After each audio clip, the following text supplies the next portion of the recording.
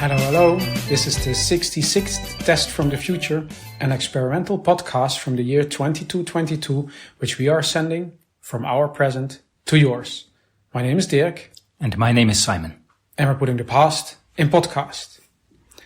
Happy to see everybody's there again, or imagine that they're there again, listening to us. In our mind's eye, they are there. Exactly. Good to see you all again. I hope you're enjoying 2022. 200 years exactly, so 2022 for our listeners. It's 2222 for us. Exactly. We're happy to spoil the 23rd century for you, so you have something to look forward to. Before we start with the topic, we have something really cool that made the news today.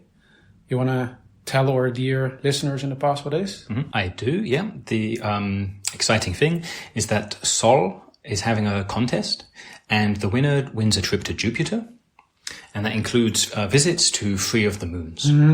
And we want to take part in it. Definitely. They don't say which moons, but all of them are great. It'll be the good ones. I think our last 2 episodes, we did actually speak about Sol a lot, also about Jupiter. And we explain also why these moons are great and why a trip to Jupiter is great and why we both haven't gone. Right. And this would be a chance. I mean, I think only one of us could win. There's only one winner? As I understood it, and it's not like you have a +1. So, because otherwise you could win and take me or vice versa. So only one of us will get to go, at least as the prize. Okay, one person. But that's still good. Yeah, it's still, I mean, I can imagine it is pretty expensive, but it's also, of course, marketing for them with all this whole contest already. Like everybody participates, that makes a lot of, free attention. Yeah, especially when we talk about it on our show here and send it 200 years in the past. So how do we participate? Right, we need to record a message. So not just us, to take part in the competition. You need to record a message no longer than 30 seconds saying why should you be the one that gets this free trip to Jupiter. So you can be funny, you can be serious, you can do whatever you like. Sounds easy. It does, yeah. So you just have to say why you should be the ones that they pick. And based on your entry, they pick somebody. I mean, that's how it's presented, that they judge it based on the merits of what you've said. They haven't said, actually, it's just a draw and we don't care what you say. They didn't say that. I mean, I presume whoever wins, they'll play their message. So there'll have to be at least some filtering of just the bogus ones, Okay. If it is a draw. So... You first or me first? I can go first. Okie doke. I've got a timer here, up here, you see it? Just in case, so to keep it less than 30 seconds. Okay, guys, hold on, I'm putting it on my lens. Okie doke. Okay, then let me record. So, I'm Dirk. I should go to Jupiter because it's great and I would really like to go, and it's such a great place, and it's I would love to go because it's great. So that was my message. That should work. Yeah, it's what they wanted. Yeah, reasons that you should go. One take. Exactly. You didn't even need to rehearse. Didn't need to write any notes. No. I can. I'm really good with improvising. Yeah. I also haven't written any notes, but I had a really cool idea, so I'll record mine now, and then people can hear it. So let me just get the timer up myself so I don't go too long. Okie dokie, I've got it. And hello, my name's Simon, and I deserve the all-inclusive trip to Jupiter because what I want to do is, on each of the 3 separate moons, I want to deep fry some chicken. And I want to see how does the distance of the moon from Jupiter and the associated pressures affect how tasty that deep fried chicken is, especially when combined with waffles and maple syrup. That's mine. Man, that's some good stuff. I mean, I think it's good stuff. That's what I would do. That's what I will do when I go. Yeah. But that's crazy. They're going to never pick that. What? Why?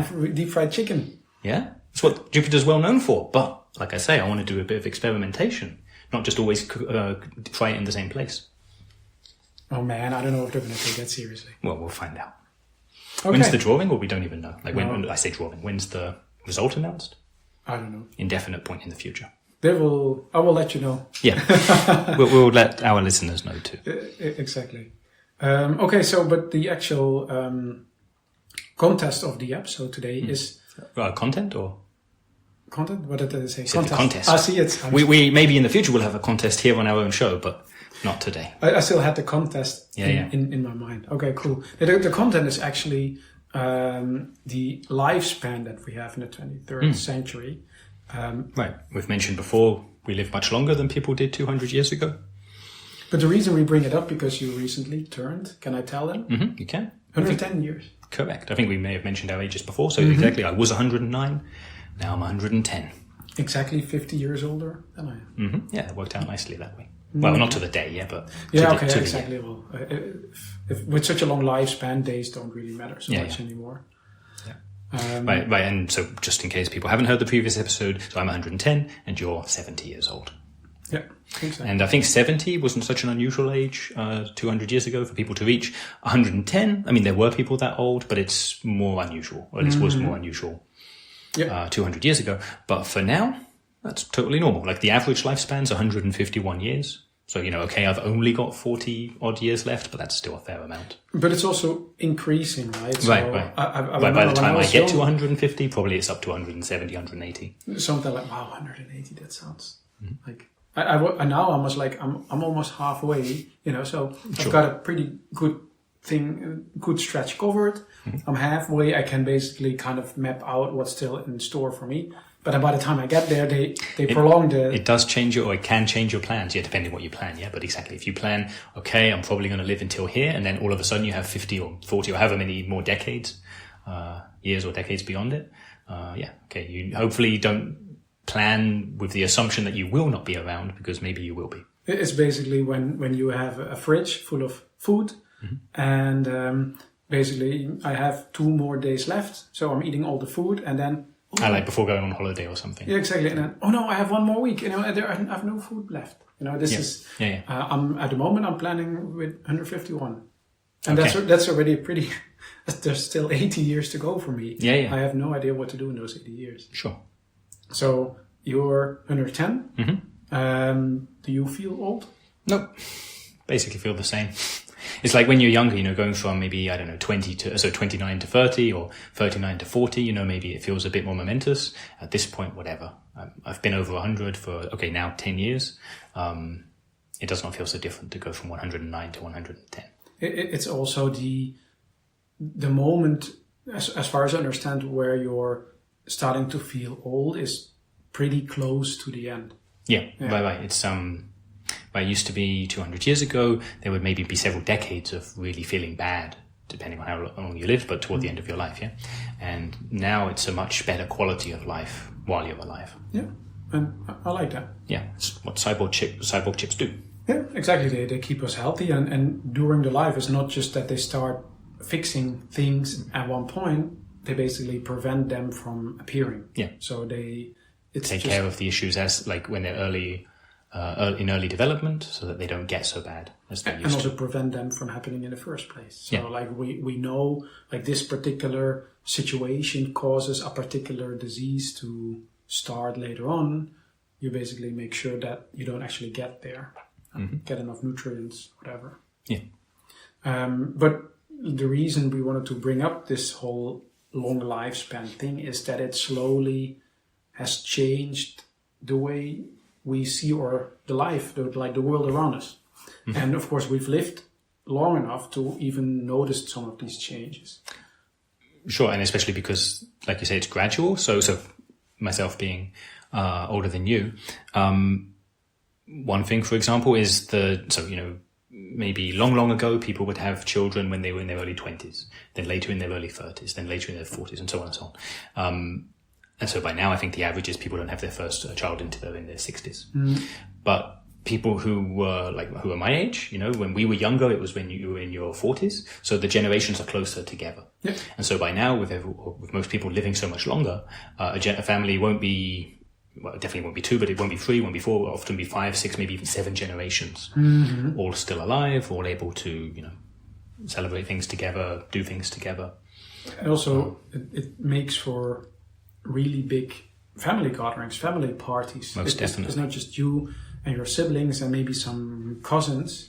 It's basically all the way up to your great grandparents, and from there all the way down. So if my great-great-grandma throws a party, there's hundreds of people I don't know. So many cousins and aunts and uncles and great aunts and great uncles that maybe you only see them at these big gatherings, but there's, many, many, many more of them. And also, a lot of them have the same last name and the same first name. So there's a lot of people with my name at these parties, or several. That makes also for a bit of confusion. Yeah. You know, like, can you get this drink to this and this person? Yeah, okay, which of the 3, 4, 5 that are at this party at the moment? Sure, and more recently then when people name their children now, they take that, they don't use, like it used to be exactly, you'd name your child maybe after your favorite uncle or your own father or mother or whoever, and now that they're going to be alive for another 100 years or more, people don't do that so much anymore, or if they do, they'll do it like with a variation on the name.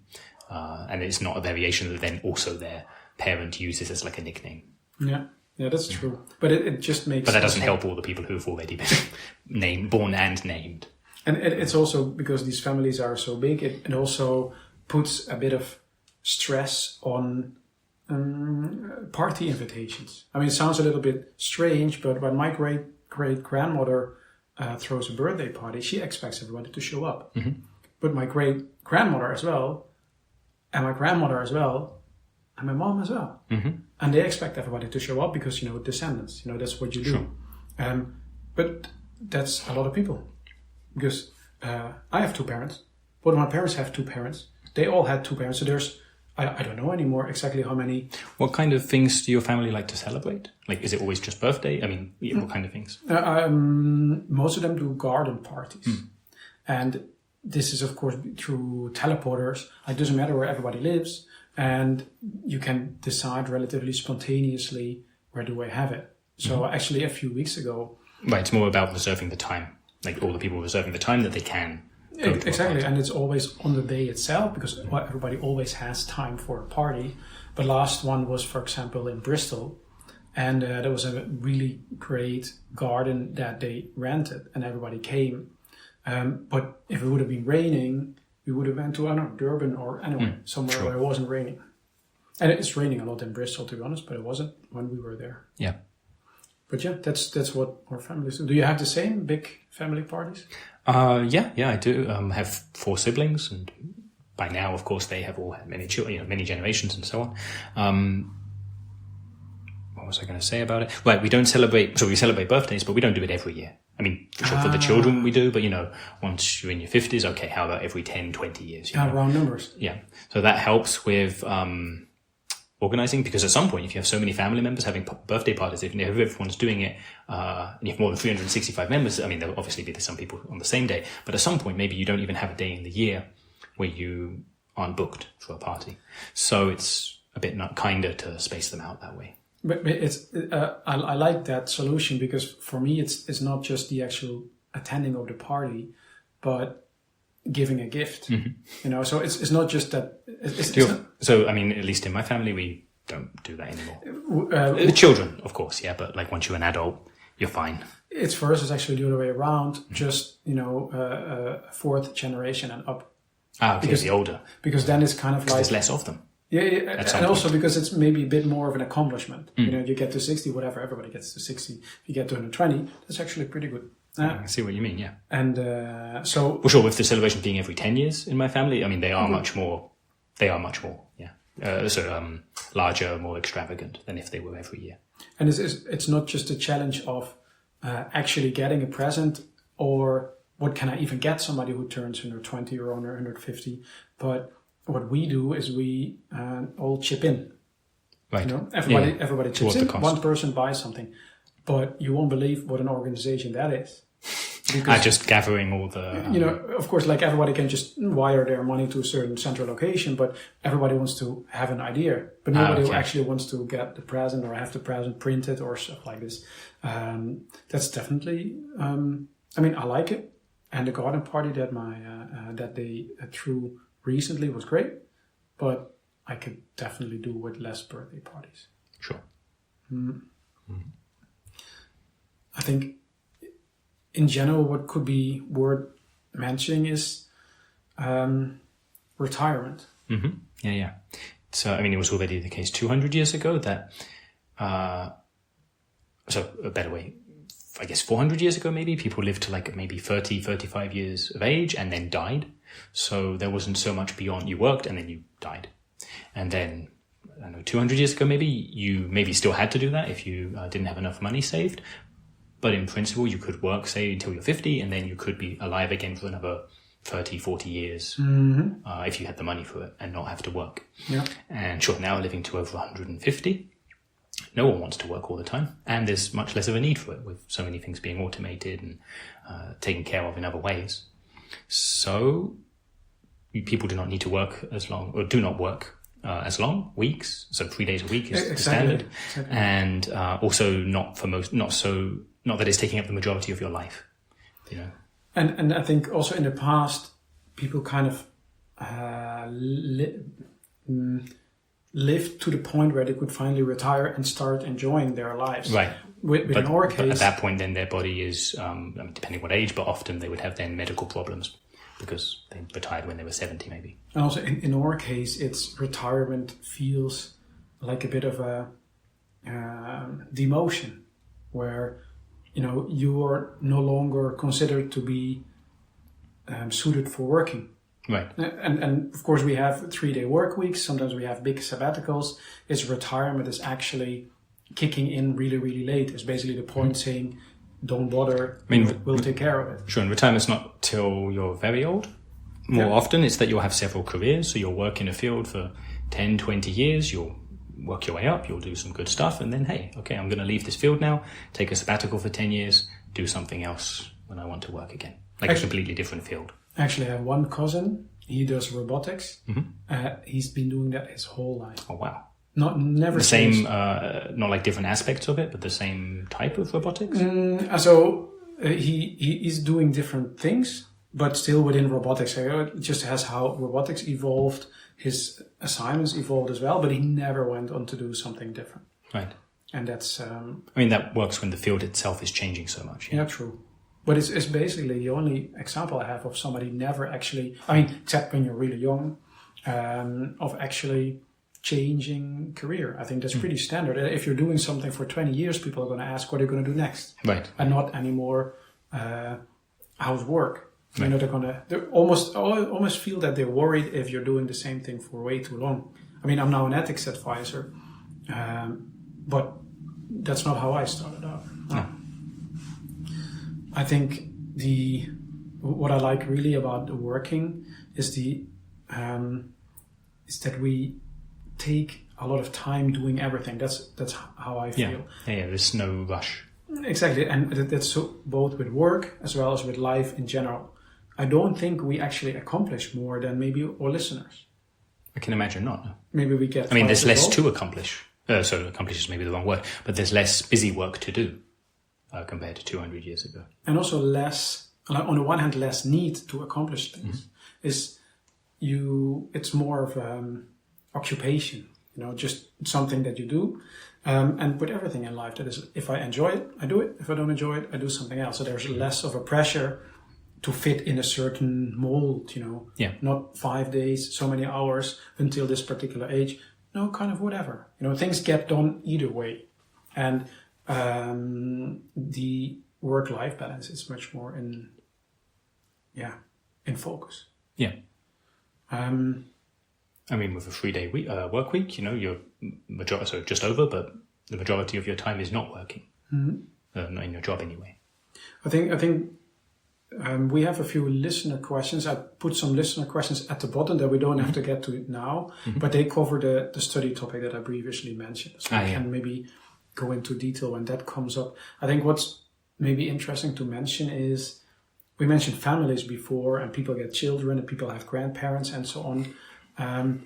But our relationships evolved as well, as far as I understand.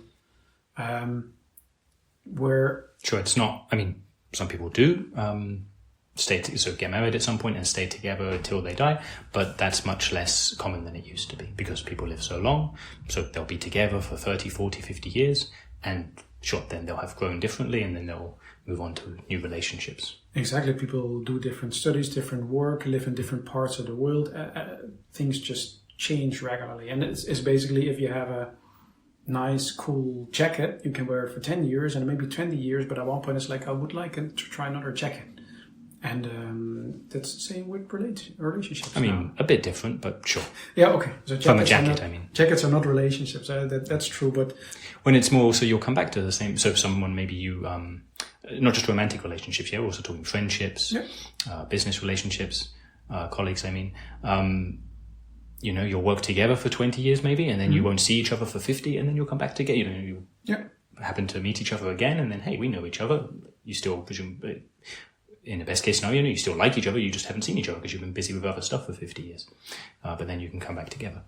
And I think life, as it is, has a lot of points where you basically do kind of a retrospective, where you're saying, my work, my private life, my studies, my relationships, my family, is that all still to my enjoyment? Is it what you want? Yeah, exactly. And is there something that I would like to adjust? Mm-hmm.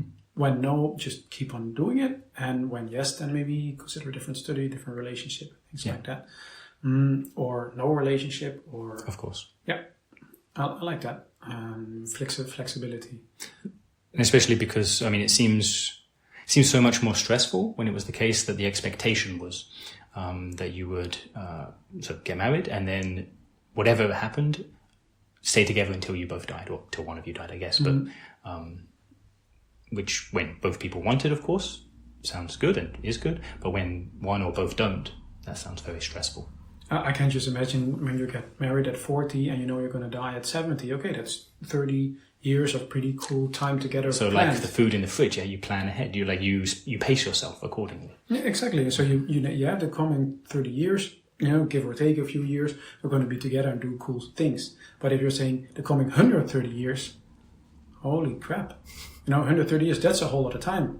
I don't even remember what I did 20 years ago. So sure. That's a lot of commitment. And also you see then people committing less or just committing for short times. Like do you take this person to be your wife for the coming 10 years? Right. Yes. In fixed periods of time. Exactly. You actually get that now. Mm-hmm. That they specifically mention this. To give life, to give a relationship structure. That it's not just, I guess we're doing this forever now. Mm-hmm. Rather that, like you were saying, you have certain things you both want to do. And so, okay, we know we have this much time to do it in. It's like almost like if you have a work partnership. Let's work together on this project for 5 years and then evaluate if it's still doing what we think it's doing. Yeah. But to be honest, it's the same as where you live. Mm-hmm. It's like we both now live in Frankfurt, which I could live in Dubai and just teleport here for recording, but we just both happen to live in Frankfurt. But we also have that flexibility to live wherever we want. Yep, teleportation, both for traveling to and from wherever you need to go, but also say you want to move house, okay, it's pretty easy. You just carry the stuff from room to room within your own house. You don't have to have a big truck or whatever to move the stuff. If you're going to be really crazy, you just have two places, and either you teleport back and forth or you have a portal installed. Mm-hmm. Are you already thinking about where you're going to live next in X years? At the moment, no. I've just moved here a few years ago, so it's still pretty fresh. Yeah. Yourself? I have a pretty long list of places where I would like to live at some point, but not planning something specifically at the moment. I wouldn't mind trying out Osaka. I hear it's nice, and I've never lived in Japan, but not anytime soon. No. Mm-hmm. So you mentioned you have a list. Is it just of places to live, or do you have some other kind of list of things you want to do in your life? Yeah, that's. I know what you're getting at, the bucket list. Mm-hmm. That's a pretty. Yeah, I don't have one anymore, but I understand you do. Yeah. It's for the listeners. It's a popular pastime because we live so long.